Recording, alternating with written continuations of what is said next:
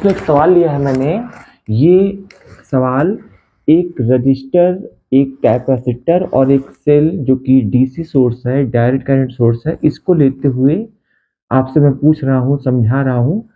Try कीजिएगा समझने का। ये बहुत ही अच्छा सवाल है, एग्जाम में अक्सर ये आता है। देखिए, कहा गया है कि इस चित्र के अनुसार एक कैपेसिटर जिसका कैपेसिटेंस C, एक रजिस्टर जिसका रेजिस्टेंस R, एक की के साथ एक सेल से जुड़ा हुआ है। अभी ये डिसकनेक्टेड है, मतलब करंट कोई फ्लो नहीं कर रही।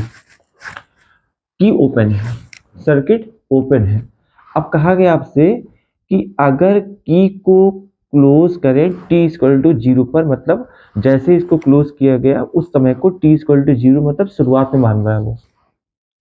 तो कहा जा रहा है कि क्लोज करने के ठीक बाद सर्किट में करंट होगी या नहीं, तो उसका आंसर क्या है।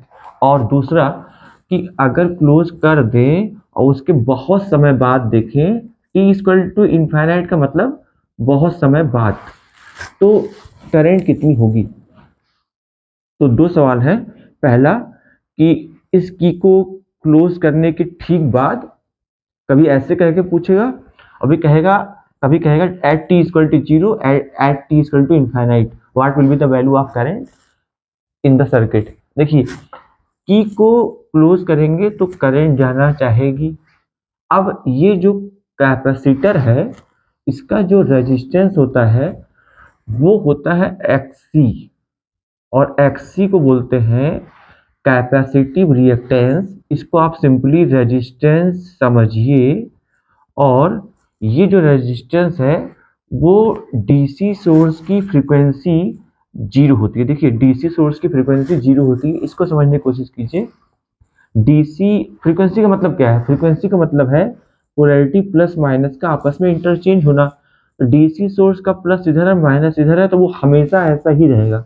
अगर एसी सोर्स होता, इंडिया में एसी सोर्स की जो फ्रीक्वेंसी है वो 50 हर्ट्ज है, इसका मतलब प्लस माइनस आपस में एक चक्कर में 2 बार प्लस माइनस चेंज होता है, और 1 सेकंड में नंबर ऑफ चक्कर होता है 50, यानी 100 बार पोलैरिटी चेंज होती है 1 सेकंड में। यानी एसी ये है नहीं तो इसकी कोई पोलैरिटी चेंज होगी नहीं, तो इसकी फ्रीक्वेंसी 0 है। अब ओमेगा इक्वल टू क्या होता है? 2 पाई एफ। एफ क्या है? 0, तो ओमेगा भी 0 हो गया। अब देखिए, एक्ससी जो इसका रेजिस्टेंस है उसका फॉर्मूला होता है 1 अपान ओमेगा सी। ओमेगा क्या है? 0। तो एक्ससी यहाँ से कितना आया? एक्ससी आया लगभग इनफाइनाइट, मतलब बहुत ज्यादा, क्योंकि 1 अपान 0 इनफाइनाइट होता है। कहने का मतलब ये कि इसका रेजिस्टेंस डीसी सोर्स के लिए इनफाइनाइट होगा। इसका रेजिस्टेंस कितना होगा? इनफाइनाइट। लेकिन इनफाइनाइट रेजिस्टेंस कब होगा वो समझने की कोशिश कीजिए। जब ये फुल चार्ज हो जाएगा। जब ये क्या हो जाएगा?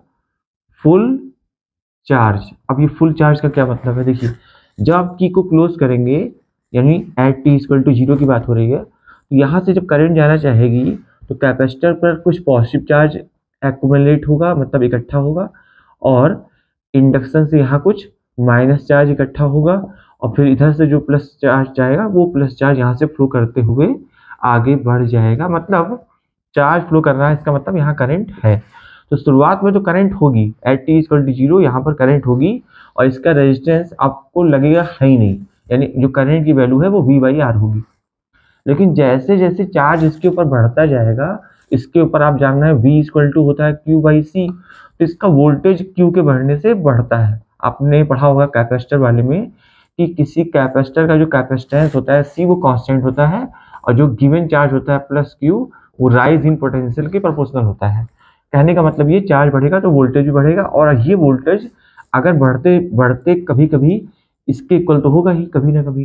तो जब मान लीजिए ये वाला वोल्टेज यहाँ आ जाएगा, जैसे मान लीजिए 100 वोल्ट है और 100 वोल्ट पूरा यहाँ पर आ गया, तो अब ये फुल चार्ज हो गया, उससे ज़्यादा चार्ज तो अभी अलाउ करेगा नहीं, तो अब करंट का फ्लो रुक जाएगा, यानी टी इक्वल टू इनफाइनाइट पर, यानी फुल चार्जिंग के बाद सर्किट में कितनी करंट होगी? 0। तो जो मैंने आपसे सवाल पूछा था कि ये जो कैपेसिटर है इसके साथ जुड़े हुए रजिस्टर में कितनी करंट जाएगी, वो उसका आंसर है कि सर्किट को जब हम लोग सर्किट को क्लोज करेंगे उसके ठीक बाद तो करंट होगी, लेकिन बहुत समय बाद कितनी करंट होगी? 0। तो अगर आपके एग्जाम में आए for a DC source a capacitor behave as तो आप लिखेंगे as a wire of zero resistance at t is equal to 0 and as a wire of infinite resistance at after time infinite।